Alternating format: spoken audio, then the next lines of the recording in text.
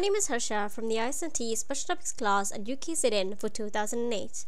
I will be providing you with a synthesis of information surrounding the IT global trend of tapping into global talent as established by McKinsey & Company.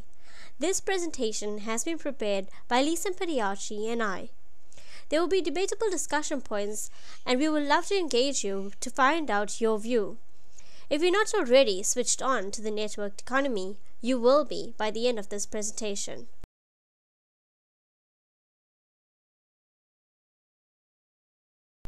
In a nutshell, we see tapping into global talent as the ability to outsource to specialists, finding the best in class so you, the organization, can concentrate on the core functions within the organization.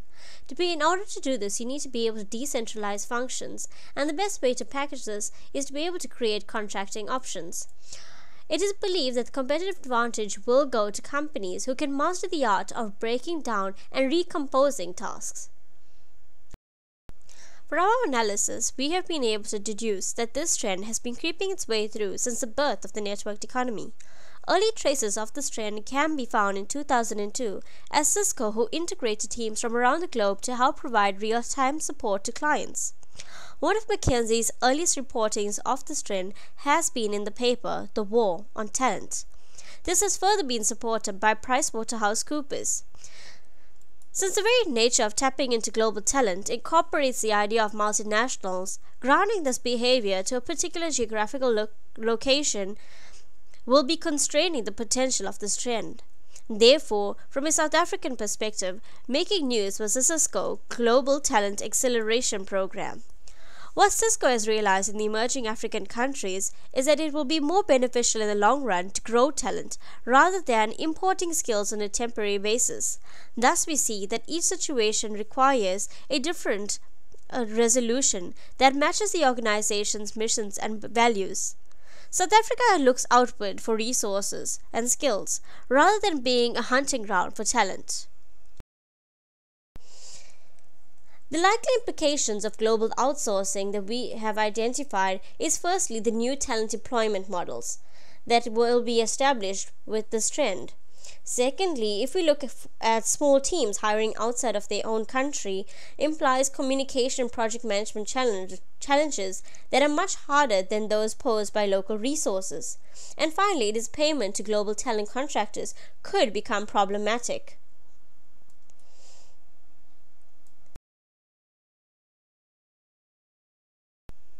We know you've all heard the little jokes on call centers. We thought we'd throw in one here to entertain you for a little bit. I don't have a bad attitude, sir. I already told you that we've outsourced all the non-essential tasks like being empathetic and courteous so we can focus on what's really important. Jokes aside, we're now looking at the global brain. What this diagram exemplifies here is a web of collective intelligence. It maps the vast array of underused brains in India and China that has suddenly been plugged into the network, and the growing neural connections by billions. There is an upward trend of the exponential expansion of intelligence. To put it simply, the solution to the world's problems is to bring in more problem solvers. In our analysis, we have been able to find some of the driving forces of this trend. Firstly, we find the cheaper labor in Brazil, Russia, India, and China. Secondly, its aging population in US and Europe. It's the globalization forces that multinationals need to adjust to in this new environment. Technology has allowed for easier communication and collaboration. And it's war on talent. Everyone's fighting for the best. Volume communication costs has made it cheaper for us to communicate across borders. Specialization of knowledge-based work, another factor. So what is this war on talent? This concept culminates in the idea of managing talent with organizations, finding talent and understanding how to strategically use the talent to enhance the business. In a McKinsey survey conducted this year, relocating the supply of work with a good supply of talent featured strongly among senior managers participating in the survey. From personal knowledge, McKinsey themselves acquire all their presentations from the India office. At any particular time, if one is having trouble with a particular assignment, they can easily call on any one of their colleagues from one of their AT offices who has had experience with a similar project. We have seen that this war on talent has been intensifying. Work lifestyles place strong emphasis on skills, reputation, and relationships. Tapping into global talent is about cultivating these factors. More than ever before, there is a great need now to deploy talent across borders on a strategic level. So what we'd like to know now is who is winning the talent search. Of course, in any particular situation, there are challenges, and we have identified some of these that are facing this trend. Firstly is the traditional silo-based approach. It has become evident that treating jobs within the organization in terms of silos has been ineffective. Thus, McKinsey & Company advocate for the concept of the talent market. A talent marketplace is most suited for large, global talent-driven organizations. Employees within the organization are typically engaged in complex, judgment-based work. The objective of this is essential to harness the diverse knowledge of the employees.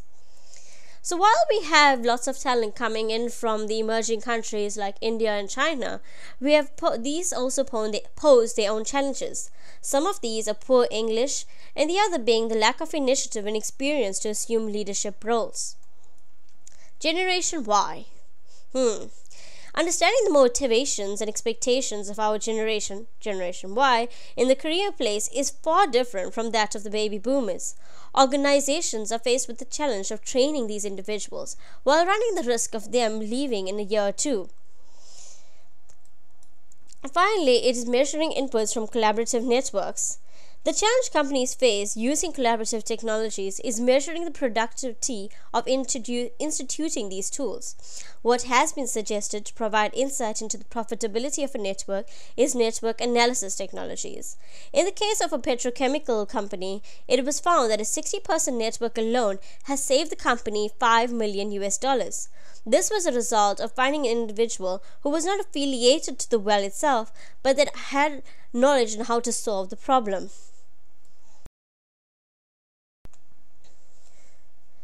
In researching this trend, we have been able to identify some of the future characteristics this trend will inherit. Firstly is that of creation as an open innovation. Not a new concept, but rather one that is becoming popular as a result of collaboration and globalization and specialization. One of the most widely known successes of innovation has been the creation of the Linux kernel. Today we see it present in China with the creation of motorcycles, or in Taiwan with electronic devices. Essentially, what this means is that there are networks being created by tapping into talent from around the world in order to successfully source new products and concepts. A great example of a contemporary network of a creation net lies in the success of the Apple iPod. One of the companies that Apple sourced part of the design to was Portal Player. And this organization had inherently sourced various other organizations to deal with the challenges of creating a small, inexpensive, portable audio device. The idea behind ODMs, original design manufacturers like Portal Player, is to collaborate the skills, knowledge, and expertise of disk drive manufacturers from Singapore, lens manufacturers from Taiwan, and software engineers from Bangalore.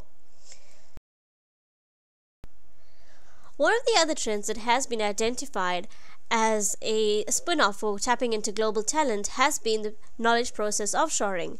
This trend has been identified by PricewaterhouseCoopers. It is believed that tasks like research, sales, and marketing, case study writing, and even animated design. Evaluators predict that knowledge process offshoring will grow to $16.7 billion in revenue by 2010 to 2011, implying an annual growth rate of 39%.